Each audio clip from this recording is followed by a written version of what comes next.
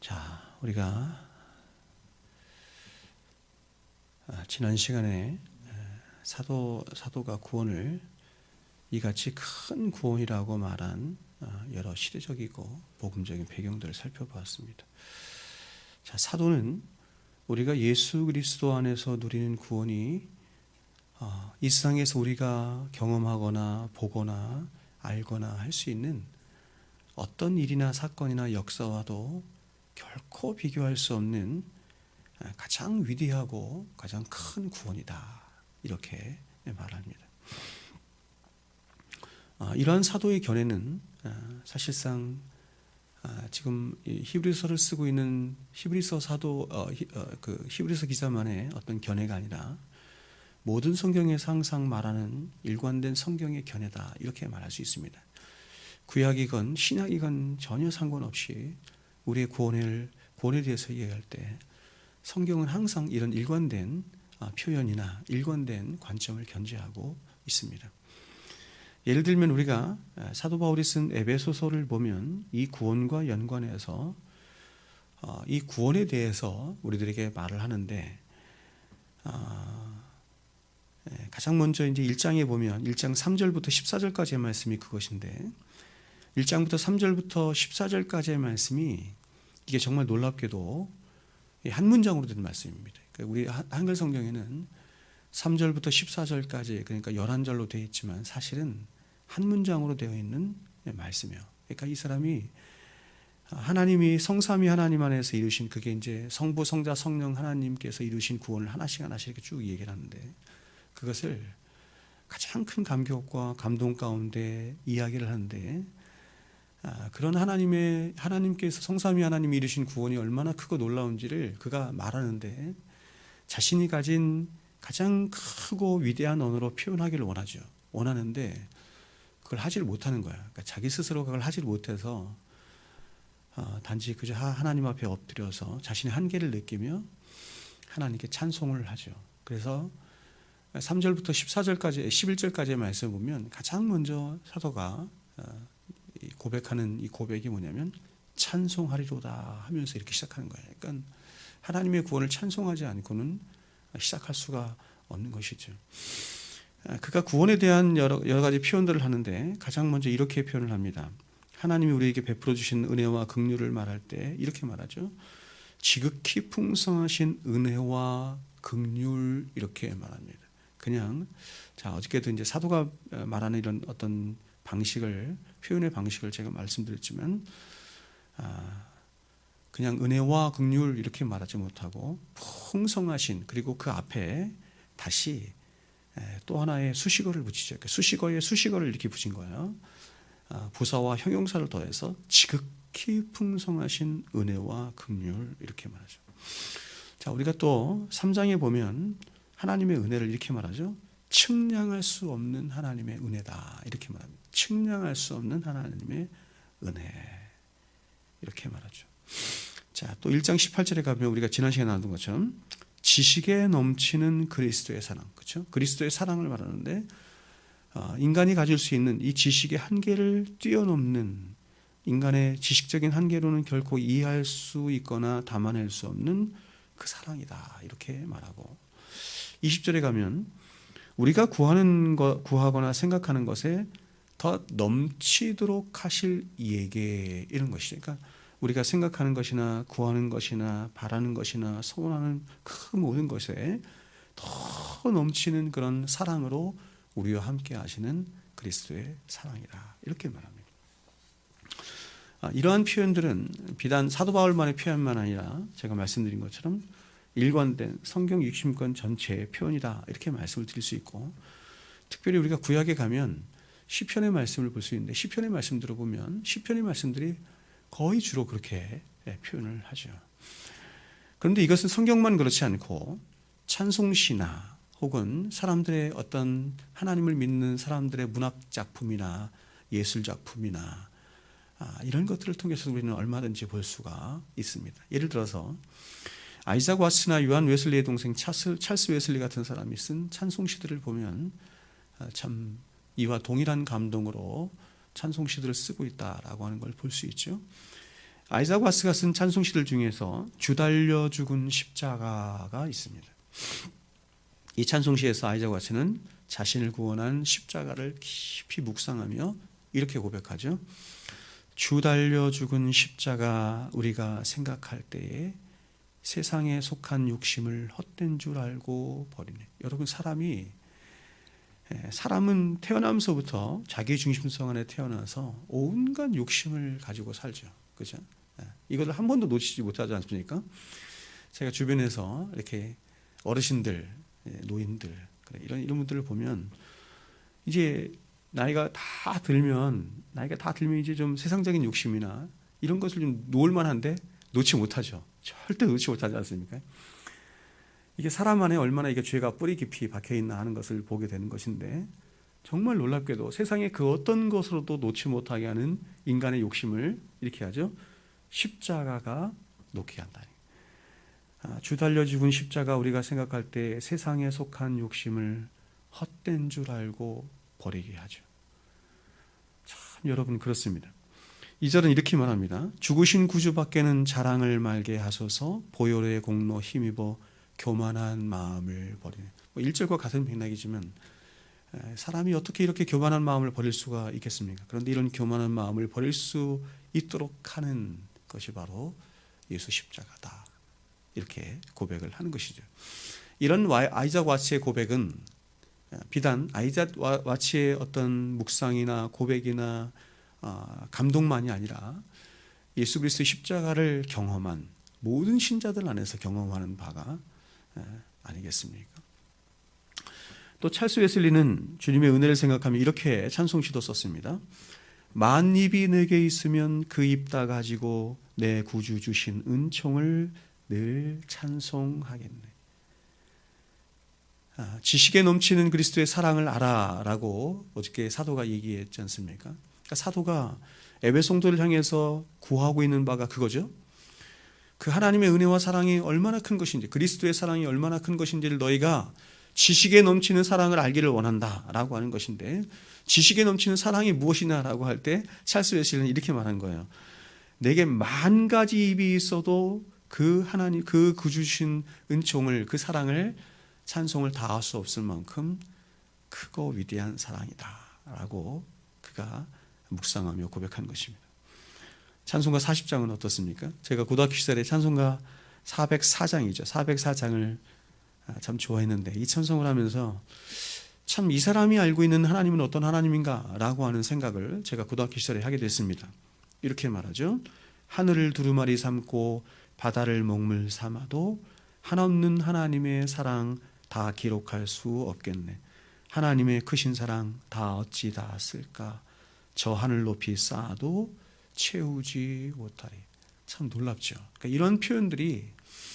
이러한 표현들이죠. 그러니까 이게 사도들이든 혹은 찬송시를 쓴 사람이든 혹은 어떤 문학 작품을 쓴 사람이든, 그러니까 이 사람들은 뭔가를 본 거예요. 뭔가 십자가에서 뭔가를 본 겁니다. 뭔가를 보고 경험해서 그런 십자가에 담겨 있는, 십자가에 이루신 그 하나님의 위대하신 사랑과 은혜를 자기가 말로든 글로든 문학 작품이든 무엇으로든 표현하고 싶은데, 자신이 가지고 있는 가장 큰 언어와 표현들로 이렇게 표현하고 싶은 거예요. 근데 그걸 다 표현할 수가 없는 것이죠. 그렇다면 여러분, 질문은 이것이죠.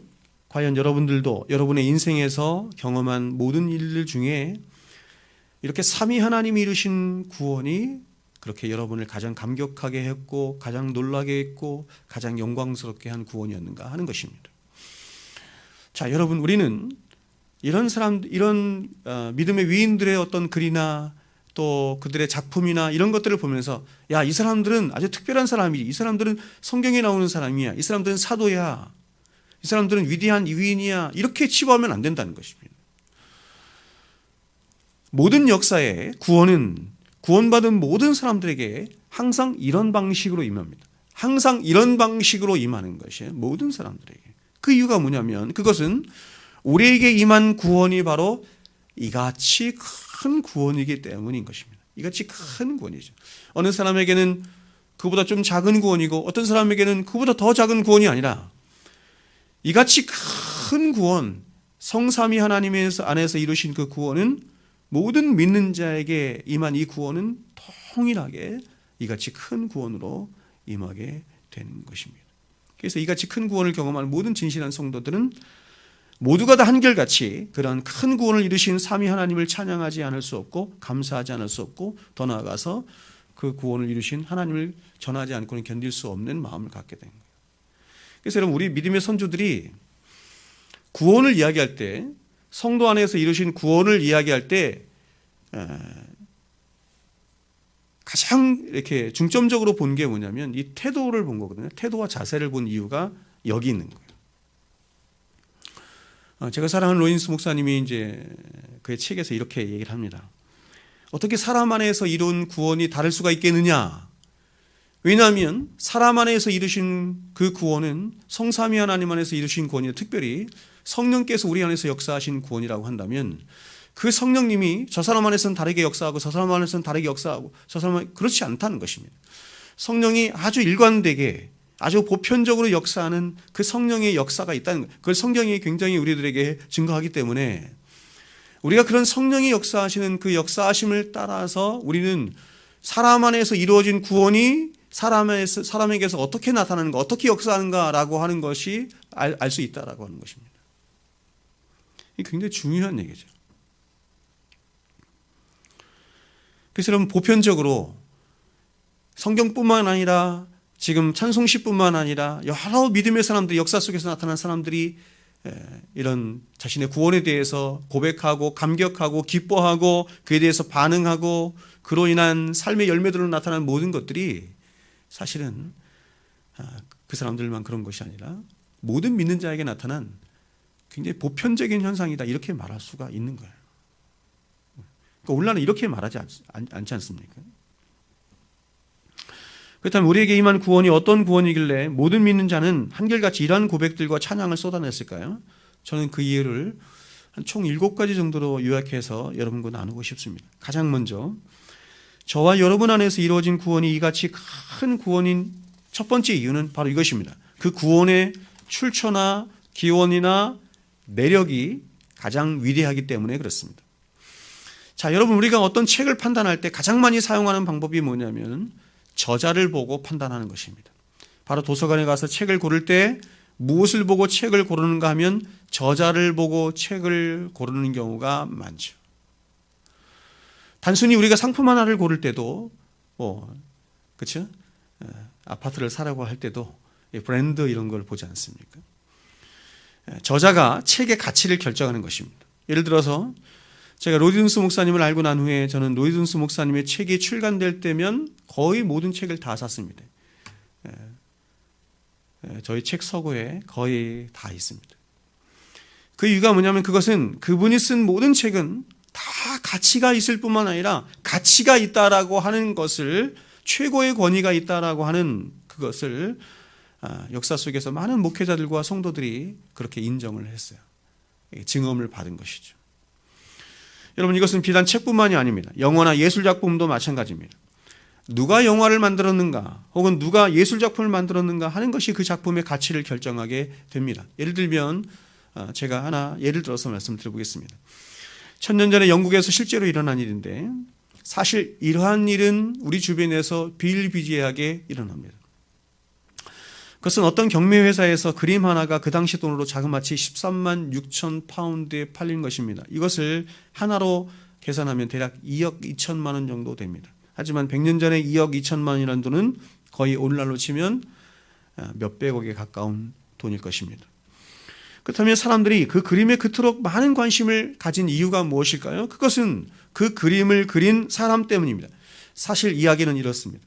이 그림을 경매에 내놓은 사람은 사실 미술 전문가가 아니라 그런 작품들을 소장하고 있는 사람이 아니라 아주 평범한 시민이었습니다.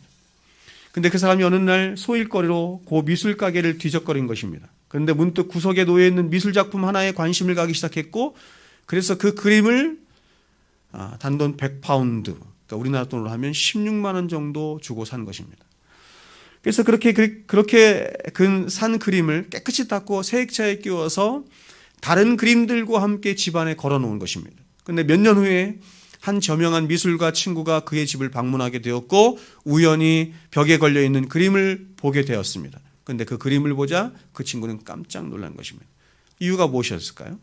그것은 그 그림을 그린 사람이 스페인의 가장 위대한 화가 중에 한 사람인 엘 크레코의 작품이었기 때문에 그렇습니다.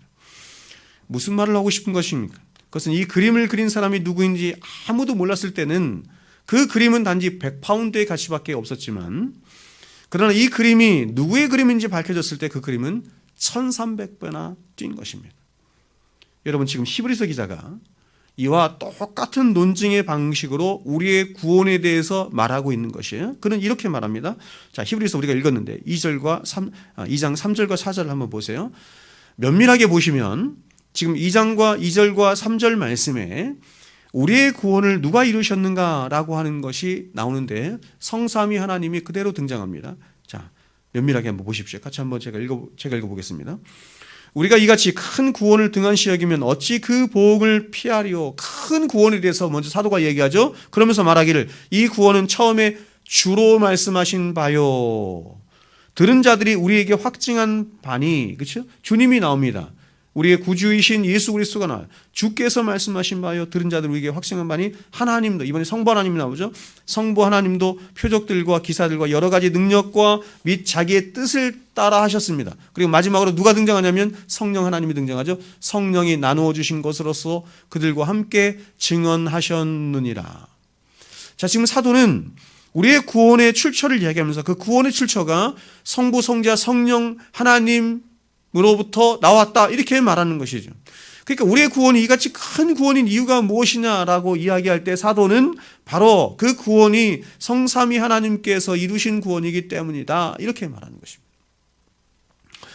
여러분 성삼위 하나님이 창조하신 이 창조 세계를 한번 보십시오. 여러분은 이 창조 세계를 보면서 지금 이제 벚꽃이 굉장히 만발하지 않습니까? 창조 세계를 보면서 여러분은 어떤 감동을 받습니까? 더 나아가서 감동을 넘어서 여러분에게는 어떤 경외함이 있습니까? 파릇파릇 쏟아나는 그런 푸른 포기를 보면서 여러분 생명이 수도 없이 일어나지 않습니까? 봄만 되면 죽어있던 그 들판에 그 산에 수없이 많은 헤아릴 수 없이 많은 수많은 생명들이 일어나지 않습니까? 그런 생명들이 일어나는 것을 보면서 여러분들에게는 어떤 감격과 감동과 더 나아가서 그것들을 있게 하신, 그것들을 창조하시고 생명을 주신 하나님에 대한 어떤 감동과 어떤 경외함을 갖습니다.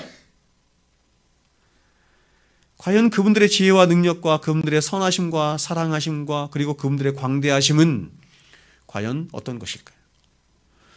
마찬가지로 여러분 과연 그분들이 우리 안에서 이루신 구원은 그러면 어떻겠습니까? 여러분 오늘날 사람들은 정치 전문가를 따라가고 경제 전문가의 말을 들으며 교육 전문가의 말에 귀를 기울입니다. 그런데 여러분 그렇게 사람들이 이상 전문가들의 말에 귀를 기울이고 그들이 말한 바를 따라 살아감으로 과연 그들의 상황과 그리고 지금 우리가 살아가는 이 세상의 상황과 이 세상의 형편, 사람들의 형편은 이전보다 더 좋아졌는가 할 때 그것은 과연 의문입니다. 과연 사람들은 이전보다 더 행복한 삶을 살고 있고 더 선해졌으며 무엇보다 사람들 안에 마음과 평안과 안식이 찾아들고 있는가, 깃들고 있는가라고 할 때 그렇지 않습니다. 이토록 이렇게 물질로 가득하게 됐고 이토록 이렇게 삶이 평안해졌음에도 이렇게 물질로 부여졌음에도 불구하고 사람들은 더 행복해하지 않습니다. 더 선해지지 않았습니다.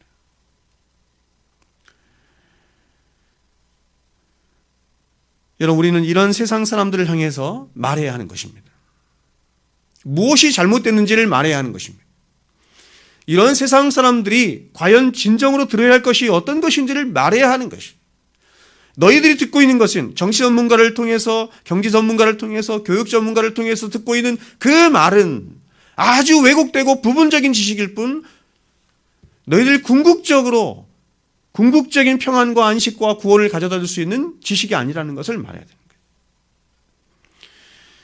이런 세상 사람들을 향해서 인간들이 하는 그런 부족하고 부패하고 왜곡된 말을 들어서는 안 되고 교회에 나와서 천지 만물을 지으신 우리를 구원하신 하나님의 말씀을 들어야 한다. 이렇게 말을 해야 하는 것이죠. 그게 전도예요. 이게 확신이죠. 여러분, 성경 66권은 하나님이 친히 말씀하신 하나님 그분의 말씀입니다. 여기서부터 우리의 신앙이 시작이 되는 거예요. 제가 여러분에게 여러 번 말씀을 드리지만 오늘날 기독교가 이토록 많이 망가진 가장 중요한 이유가 뭐냐면 하나님의 말씀이 되지 못하는 것이에요. 여기서부터 다 망가진 거예요. 뿌리가 다 망가진 거예요. 그러나 여러분, 수천 년 동안 성경 66권은 한 번도 하나님의 말씀이 아니신 적이 없었습니다. 그 말씀은 정말 놀라운 말씀으로서 2000년 전이나 1500년 전이나 1000년 전이나 500년 전이나 지금도 진리의 말씀이 되어서 변함없는, 시대가 그렇게 바뀌었어도 변함없는 진리의 말씀이 되어서 수많은 사람들에게 감동을 주고 수많은 사람들을 구원으로 인도하는 유일한, 죄된 인간의 실체를 해결할 수 있는 유일한 해결책으로서 주시는 말씀, 하나님의 말씀이죠. 그래서 히브리서 기자는 히브리서를 열면서 가장 먼저 우리에게 이렇게 말하는 것입니다. 히브리서 1장 1절과 2절에 옛적에 선지자를 통하여 여러 부분과 여러 모양으로 우리 조상들에게 말씀하신 하나님이 이 모든 날 마지막 날에는 아들을 통하여 우리에게 말씀하셨으니 이 아들 만유의 상속자로 세우시고 또 그로 말미암아 모든 세계를 지으셨느니라. 성경 66권은 어떤 권위 있는 사람의 말이 아니라는 것입니다. 성경은 하나님이 친히 당신의 백성들에게 찾아오셔서 열어 보여주시는 계시의 말씀입니다. 계시가 그런 것 아닙니까? 그러면 성경은 다른 인간들의 말이나 생각이나 철학들과는 전혀 차원이 다른 것입니다. 그것과 함께 올려놓을 수가 없는 것입니다. 그런데 그 하나님의 말씀이 우리 자신에 대해서, 그리고 이 세상에 대해서, 그리고 구원에 대해서 치밀하게 분석하여 말씀하고 있을 뿐만 아니라 그에 대한 모든 치유책과 해결책까지 말씀하시는 하나님의 말씀입니다. 그런데 하나님은 이렇게 말씀만 하신 것이 아니라 그 말씀하신 말을 따라서 우리의 구원을 친히 성삼위 하나님 안에서 협력하여 이루시고 그것을 성취하여 가고 계시고 성취하실 것입니다. 이것을 신학적인 용어로 삼위일체적 구원이다 이렇게 말을 해요. 삼위일체적 구원, 삼위일체적 경륜 이렇게도 말합니다. 간단히 말씀드리면 성부 하나님은 우리의 구원을 주도하시고 경륜하시며 완성하신 분으로 성령 하나님과 성자 하나님을 우리의 구원을 위해서 보내신 분이십니다. 그래서 성자 하나님이신 예수님은 그러한 성부의 뜻을 따라서 이 땅에 오셨고 사셨고 고난당하셨고 십자가에 죽으셨고 부활하셨습니다. 그러니까 예수님이 이 땅에 오시는 그 순간부터 하늘 보좌에 있는 그 마지막 순간까지 예수 그리스도는 오직 성부 하나님의 뜻에, 성부 하나님의 말씀에 온전히 순종하심으로 그분은 이 세상에 오셨고 사셨고 고난당하셨고 십자가에 죽으신 것이지. 그래서 성령 하나님은 그렇게 예수님이 이루신 구원을 우리 각자에게 효과적으로 적용하여 주셔서 우리를 하나님께로 이끄시는 일을 하시는 것입니다. 여러분, 이러한 삼위일체적 구원을 말하려고 하면 많은 시간이 필요하겠죠. 제가 언제 시간을 내서 삼위일체에 대해서 이제 여러 시간 할애를 해서 여러분에게 설교를 할 때가 될 것입니다. 여러분, 이처럼 저와 여러분의 구원은 피조물의 어떤 작용이나 능력에 의해서가 아니라 바로 천지만물을 지으신 그 삼위 하나님의 모든 은혜와 능력과 지혜와 섭리와 사랑 안에서 이루어진 구원이에요. 그러므로 여러분, 그 구원은 절대로 중간에 실패하거나 중단될 수 없는 것입니다. 완성될 수밖에 없는 거예요. 그렇게 그 구원이 저와 여러분에게 이렇게 큰 구원이 되는 이유가 여기 있는 것입니다. 우리의 구원의 출처가 어디에 있다고요? 성부, 성자, 성령 하나님, 그 하나님은 천지만물을 지으신 창조주 하나님이시요 이 세상을 통치하시는 하나님이시요 이 세상 만물을 결국에는 종국에는 판단하시고 심판하실 재판관 되신 하나님이시요 죄된 저와 여러분을 구원하실 수 있는 유일하신 하나님이신 것입니다. 그러니까 그 하나님으로부터 우리의 구원이 왔다 하는 것입니다. 이 하나님에 대해서 말하고자 하면 365일이 다 가도 여러분 다 하지 못할 것입니다. 그 하나님의 위대하심과 광대하심과 그분의 능력과 그분의 사랑하심과 그분의 은혜와 그분의 지혜와 하나님을 이야기할 때 이렇게 얘기합니다. 불가해성 이렇게.